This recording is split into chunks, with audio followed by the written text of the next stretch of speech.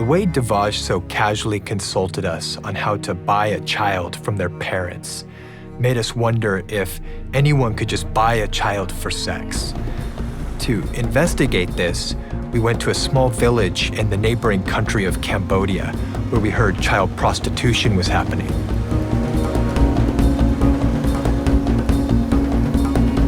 When we drove into the city today, we were coming down the street and we actually saw a pedophile. Hey, buddy. Hey, buddy. You want to shoot this? Older, probably in his 50s, and we were able to track him down, to chase him down, and to warn him not to come back to this city. Listen, do not come back to this city ever again. You understand that? You find me here, you're in trouble.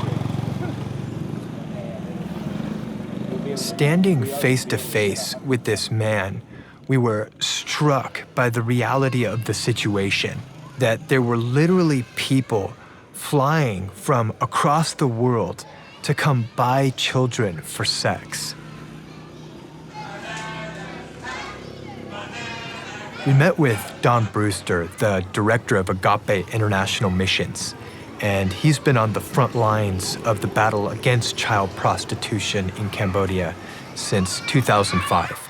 We did some work, some undercover work for IJM in a karaoke bar in Siem Reap. We went in, 200 to 300 girls waiting for us when we get in there, big numbers on their chest. You just pick whatever girl you want. And it's a weird feeling. It's almost like the girls don't know how to feel. Like, please, oh God, don't pick me, versus, if you don't pick me, how am I gonna have any money? How am I gonna take care of my family? You know, I mean, it must be hell that they have to go through. But you walk into the place and the manager comes up to you and he says, I want you to know, when in the karaoke room, you can do anything you want to the girl. I mean, you can touch her, you can kiss her, whatever you want to do, but you can't have sex before you negotiate a price. Now you get into this karaoke room, gigantic flat screen TV, a high-tech karaoke system with over 2,000 songs in English, 6 cordless mics, beautifully appointed, private bath, 80 rooms like that in this place. This guy owns 8 places like this. That's 16 to 2,400 girls. And we estimate, and we're conservative, that at least a third of them were underage. So you choose your girl, you go to the room, and a woman comes in to police the room. But people would think she comes to protect the girls. She comes to make sure the girls are going after the men, that they're cuddling up to the men, that they're getting the guys to want to have sex, to pay for the big bucks for sex. So we get ready to leave, and I can pay with my credit card. Okay, so you pay with your credit card, and here's your receipt that you get. Tiger beer, $4. Bunch of grapes, $5. Karaoke girl for 1 hour, do whatever you want to her, $3. Well, we're getting ready to leave, right? And one of the girls with one of the other guys doesn't want to go. And so she starts running away. Now, we've already paid.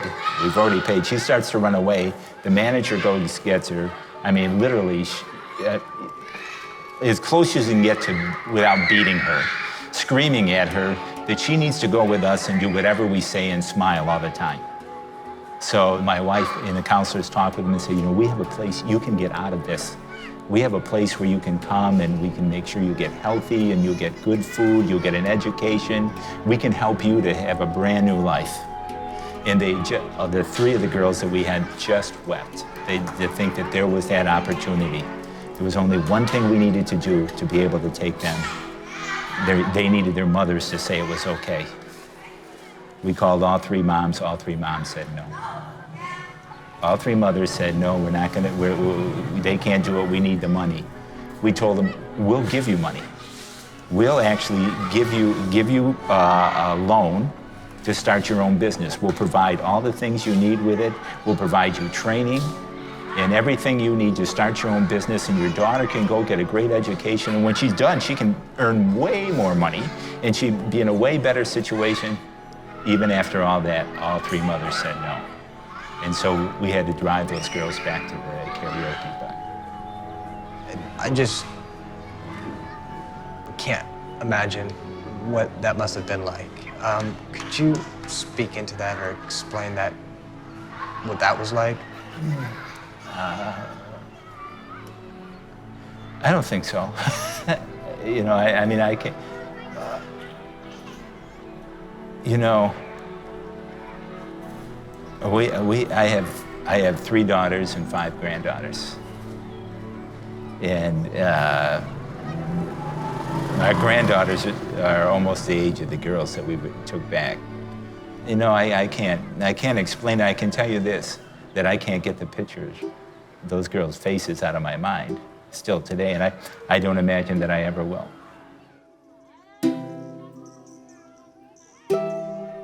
We could see that poverty had been an underlying factor driving girls into the sex industry. But what we didn't understand is how a parent could sell their own child into sex slavery. So we talked to Helen Sworn. She's been investigating and combating trafficking in Cambodia since 1999. So we carried out a research, and many people said, you know, the reason that those communities are selling their daughters is because they're the poorest. It's about poverty, it's about poverty. So we said, well, let's go in there and really see what's happening in those communities. But we saw in some of these communities, it wasn't actually the poorest families that were selling their daughters.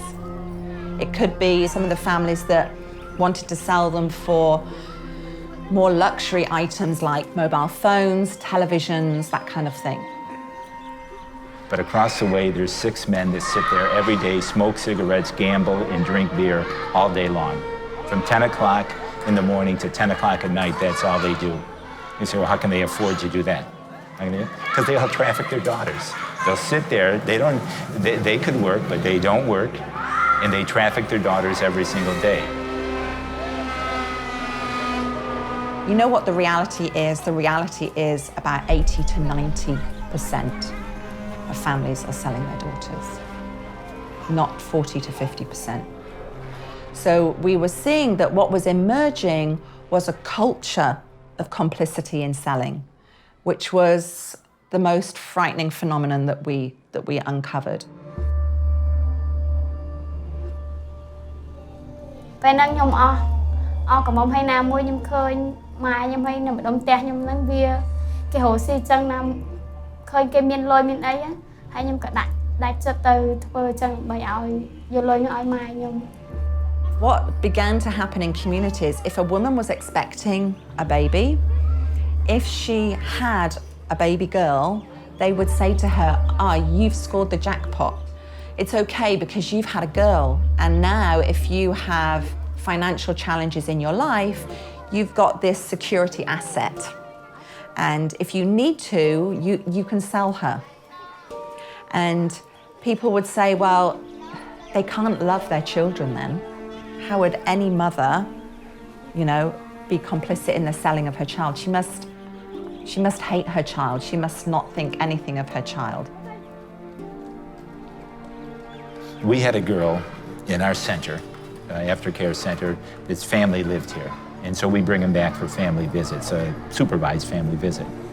And when I would come with her, she and her mom you would swear her mother loves her deeply. I mean, she would weep when she saw her, she'd hug her and kiss her, but she trafficked her every day before she was rescued.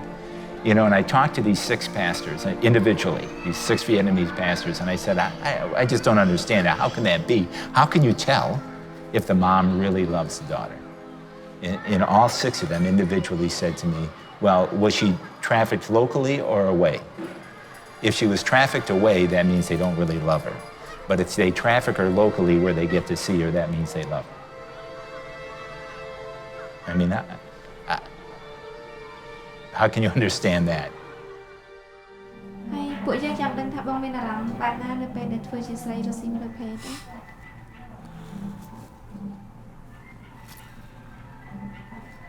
ពិបាកខ្លាំងពេលគ្រប់ពេលដែលខ្ញុំចេញទៅពេលដែលខ្ញុំដូចតំណែងមួយអញ្ចឹងគេតថ្លៃគេយកទៅតាមចិត្តហើយគេឲ្យលុយហើយក្នុងចិត្តខ្ញុំពិបាកខ្លាំងហើយខ្ញុំឈឺចាប់ខ្លាំងទៀតប៉ុន្តែខ្ញុំអត់មានជំរឿ We knew that the mothers as much as the fathers were responsible for selling their daughters. We also knew that those daughters, for them, it was about an honor relationship with their parents. So because their parents had brought them into the world, they then had a debt honor to pay back to their parents for bringing them into the world.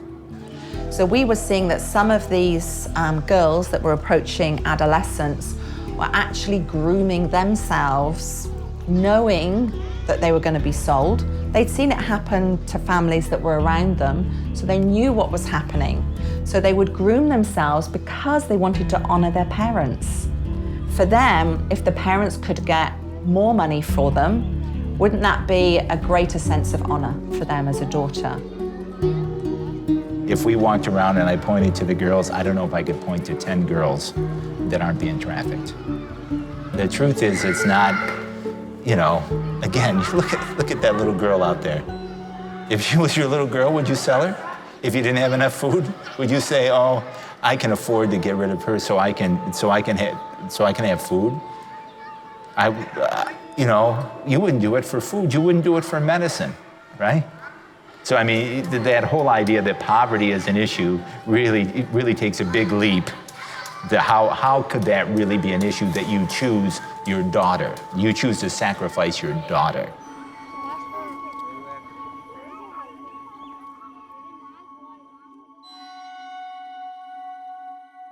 Before we left Swaipak, we gathered children from the village together to teach them some songs and dances.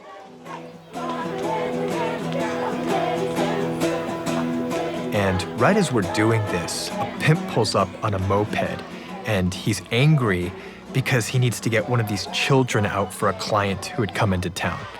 And our host explained to us that most of the very same children that we were singing and dancing with were currently being trafficked.